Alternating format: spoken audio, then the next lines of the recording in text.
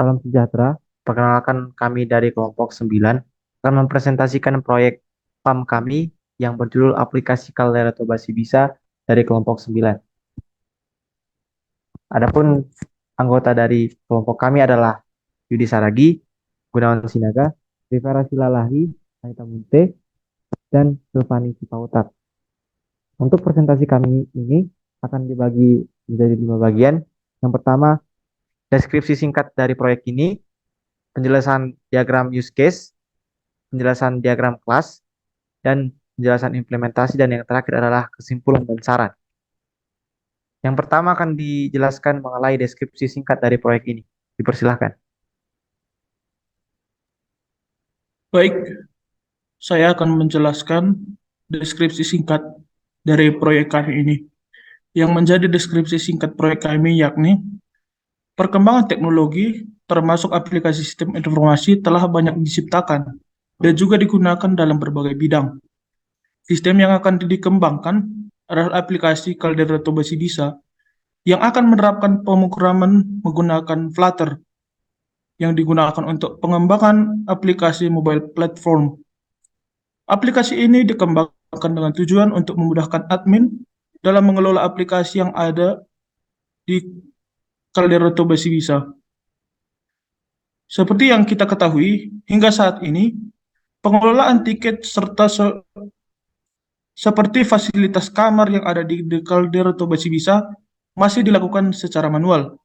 Dengan dikembangkannya aplikasi ini, secara komputerisasi yang memiliki potensi lebih besar untuk menghindari terjadi kehilangan suatu data saat ini, sangat dibutuhkan sebuah sistem yang dapat membantu admin dalam mengelola data terkait Caldera Tobasi Bisa. Data yang telah diinput, data yang telah diinput secara komputerisasi tersebut akan membantu user selaku admin untuk meminimalisir waktu terkait informasi yang sebelumnya masih dilakukan secara normal. Selanjutnya dijelaskan oleh teman saya. Baiklah, terima kasih untuk kesempatan yang diberikan. Saya akan menjelaskan diagram use case dari aplikasi ini. Pada diagram use case ini terdapat satu aktor yaitu admin, di mana admin dapat mengelola data pengunjung, mengelola kamar, mengelola tiket, mengelola laporan pengunjung, dan mengelola penjualan tiket. Selanjutnya akan dilanjutkan oleh teman saya. Baik, saya akan menjelaskan tentang diagram kelas.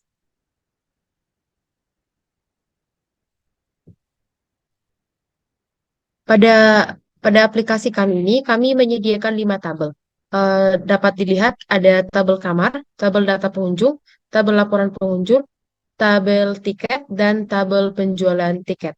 Sesuai dengan persyaratan pada proyek ini, dibutuhkan 3 tabel master dan 2 tabel transaksi. Seperti yang kita ketahui, tabel master adalah tabel yang mampu berdiri sendiri tanpa memiliki ID dari tabel lain. Untuk itu, 3 tabel master yang kami buat yaitu tabel data pengunjung, tabel kamar, dan tabel tiket. Sedangkan pada tabel transaksi adalah tabel yang memiliki ID dan atribut dari tabel lain atau yang bisa kita bilang berelasi dengan tabel lain. Adapun tabel transaksi pada kelas diagram ini adalah tabel penjualan tiket bertransaksi dengan tabel data pengunjung, serta tabel data pengunjung bertransaksi dengan tabel laporan pengunjung. Selanjutnya akan dijelaskan oleh teman kami. Selanjutnya kita sampai pada implementasi. Sekarang saya akan mendemokan aplikasi kami. Berikut adalah tampilan dashboard dari aplikasi kami. Sebelumnya kami menggunakan bahasa pemrograman Flutter sebagai eh, pengembangan aplikasi ini. Sebelumnya kami juga menggunakan API, menggunakan eh, PHP. Di sini kami telah menampilkan, kami membuat beberapa file, yaitu file code, yaitu create, edit, hapus, dan juga untuk membaca atau menampilkan data, yaitu fungsi read. Pengimplementasian dari API ini akan ditampilkan pada setiap fungsi yang akan kami implementasikan. Yang pertama akan didemokan oleh teman saya tentang eh, penampilan atau penambahan data.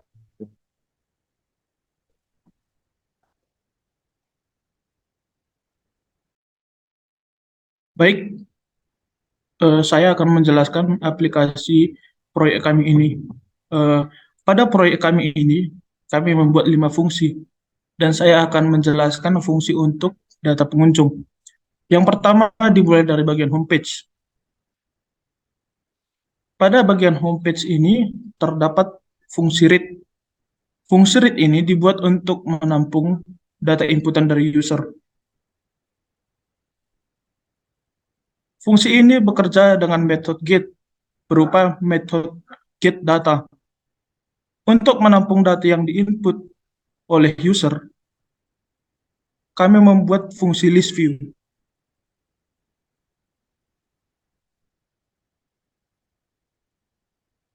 Pada list view ini berisi nick, nama, alamat, serta kami juga membuat sebuah child berupa list style yang berisikan nama dan tempat tinggal. List style ini yang akan ditampilkan sebagai rincian data yang telah diinput oleh user. Namun, user tetap dapat melihat detail data dengan menekan data yang ditampilkan dan menunjukkan 3 data yang berupa nick, nama, dan tempat tinggal. Selanjutnya itu adalah fungsi edit. Fungsi ini bekerja dengan mengubah data inputan dari user yang telah disimpan sebelumnya. Fungsi ini bekerja dengan metode post.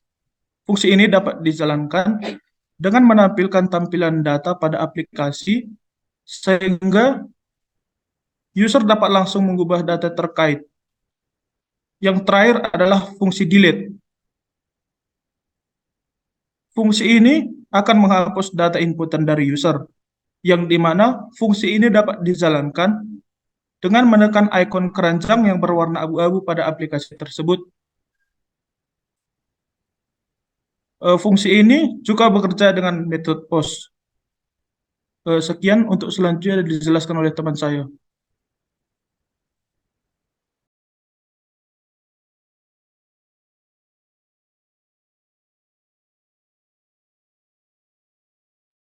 Baiklah, atas kesempatannya, di sini saya akan menjelaskan sedikit tentang fungsi bagian tabel kedua, yaitu fungsi kamar.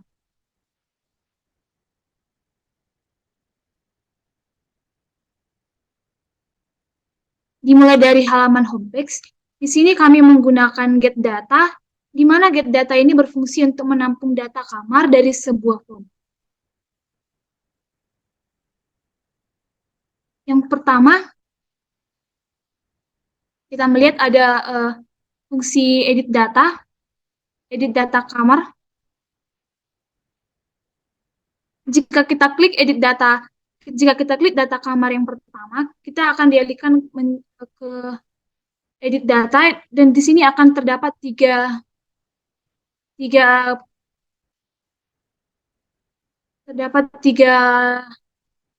form. Yang pertama ada nomor kamar, nama kamar, dan harga kamar. Jika nama kamar kita update menjadi kabin, maka data berhasil diupdate. Selanjutnya ada di tambah data kamar.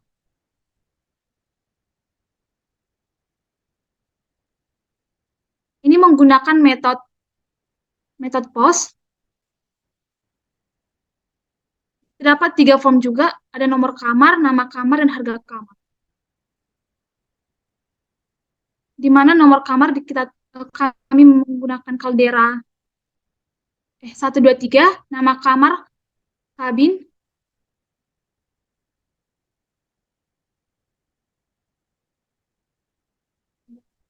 kaldera kamar, dan harganya 200.000. Simpan. maka data berhasil disimpan. Selanjutnya ada fitur menghapus. Di sini terdapat dua pilihan, ya dan batal. Jika ya, maka data akan terhapus. Jika tidak, maka data tidak akan jadi dihapus. Selanjutnya akan dilanjutkan oleh teman saya. Selanjutnya saya akan menjelaskan bagian tiket. Tentang data tiket, pertama, dimulai dari homepage. Penampilan data ini menggunakan metode get dan menampilkan eh, data dari tiket masuk. Nah, yang tampil hanya jenis tiket dan harganya. Karena kita menggunakan list style, dan selanjutnya kita mengklik salah satu data ini, eh, data yang muncul adalah nomor tiket, jenis tiket, dan harganya. Nah, saat kita mengklik ini sekalian juga untuk dapat kita edit juga datanya. Jadi contohnya kita edit yang balita, jadi contohnya kita bikin jadi dewasa. Baru kita update datanya.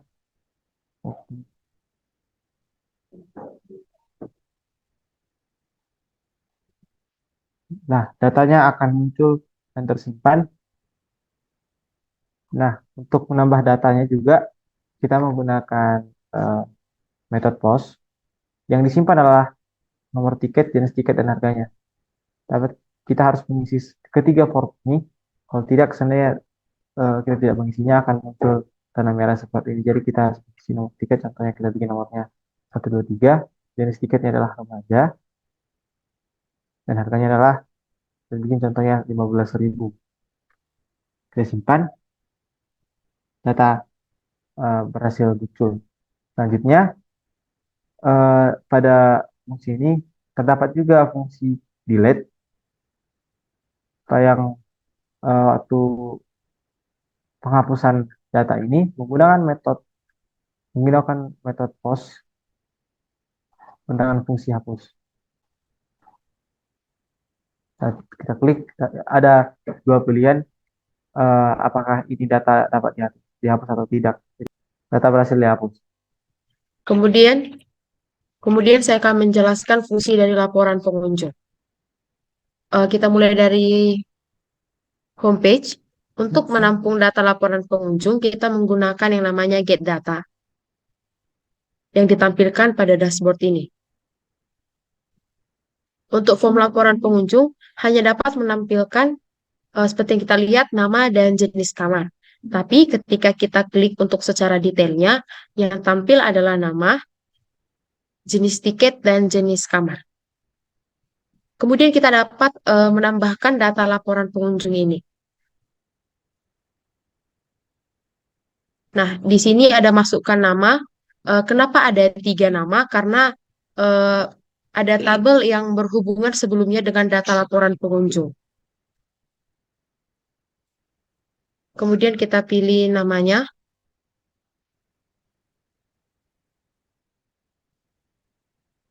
Kita isi jenis tiketnya dan kita isi jenis kamarnya. Kita buat kabin. Kemudian kita simpan. Fungsi simpan ini bertujuan untuk mengirim data laporan ke server melalui metode POS. Nah, setelah kita sudah berhasil menyimpan data laporan pengunjung, kita dapat juga melakukan edit pada data ini. Untuk edit, kita bisa mengklik salah satu datanya, yaitu kita menggunakan fungsi edit data. Yang kita edit adalah jenis tiketnya dan jenis kamarnya. Kenapa kita tidak bisa mengubah namanya? Karena sebelumnya yang dijelaskan tadi bahwa nama sudah memiliki hubungan dengan data pengunjung, jadi tidak bisa diubah. Kita ubah jenis tiketnya menjadi remaja. Nah, berhasil. Kemudian kita dapat menghapus. Kita klik tombol keranjang. Fungsi ini terdapat pada file homepage tadi dengan menggunakan metode hapus yang menggunakan metode post yang bertujuan untuk menghapus data ke server melalui metode post itu. Kemudian akan dijelaskan oleh teman saya.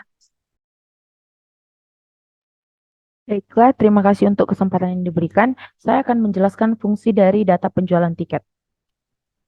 Dimulai dari homepage, untuk menampung data penjualan tiket, kita menggunakan get data. Pada metode ini, terdapat pemanggilan get data yang digunakan untuk mengambil data yang diperlukan sebelum tampilan halaman ini dibuat. Untuk form data penjualan tiket, hanya dapat menampilkan jenis tiket dan juga namanya. Ketika data itu kita klik, secara detail data yang ditampilkan hanya nama, jenis tiket, dan jumlah tiket tersebut. Data tiket juga dapat ditambahkan. Semua form ini wajib diisi agar tidak ada tulisan merah seperti ini. Untuk menambahkan data, kita menggunakan metode POST. Di sini ada 3 input data yang menggunakan drop down. Mengapa di sini hanya 3 data? Karena pada data sebelumnya kita hanya menambahkan 3 data ini saja. Kemudian kita isi datanya, kita isi jenis tiketnya, kemudian jumlah tiket yang dipesan. Terdapat pada form ini terdapat fungsi simpan. Fungsi simpan ini bertujuan untuk mengirimkan data, untuk menyimpan data ke server melalui metode POST. Data berhasil disimpan. Data ini juga dapat kita edit dengan cara kita klik salah satu datanya. Pada form ini kita menggunakan fungsi edit data.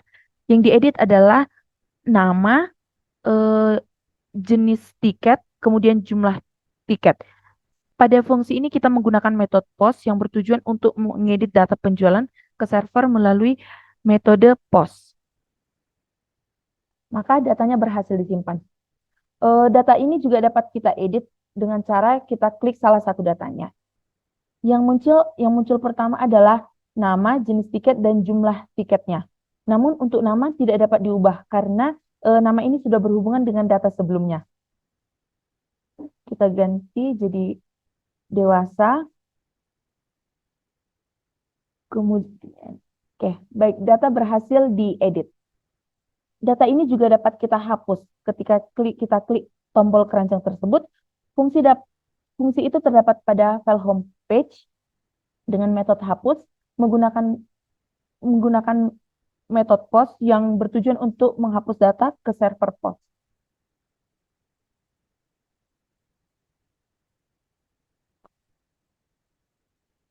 Baik, data berhasil dihapus. Di sini saya akan membacakan kesimpulan dan saran dari proyek.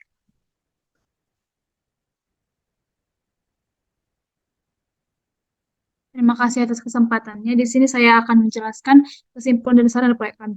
Kesimpulannya, aplikasi yang dikembangkan merupakan sebuah aplikasi kalau atau basi bisa. Sistem yang dikembangkan ini menerapkan aplikasi yang dibuat dengan menggunakan framework Flutter yang dapat dibuat ke platform Android dan iOS. Program menggunakan Flutter dengan tujuan untuk mengimplementasikan framework Flutter untuk membuat dan mengembangkan aplikasi Android dengan mudah. Dan adapun saran yang dapat diberikan untuk pengembangan lebih lanjut dari aplikasi Caldera atau Basi bisa untuk mencapai kemudahan dalam proses pengelolaan khususnya data tiket dan data kamar adalah untuk dapat melakukan pemesanan kamar dengan baik sehingga dapat menambah kembali fitur yang terdapat dalam sistem dalam mencapai tujuan. Sekian presentasi dari kami. Jika ada tutur kata yang salah, mohon dimaafkan. Terima kasih.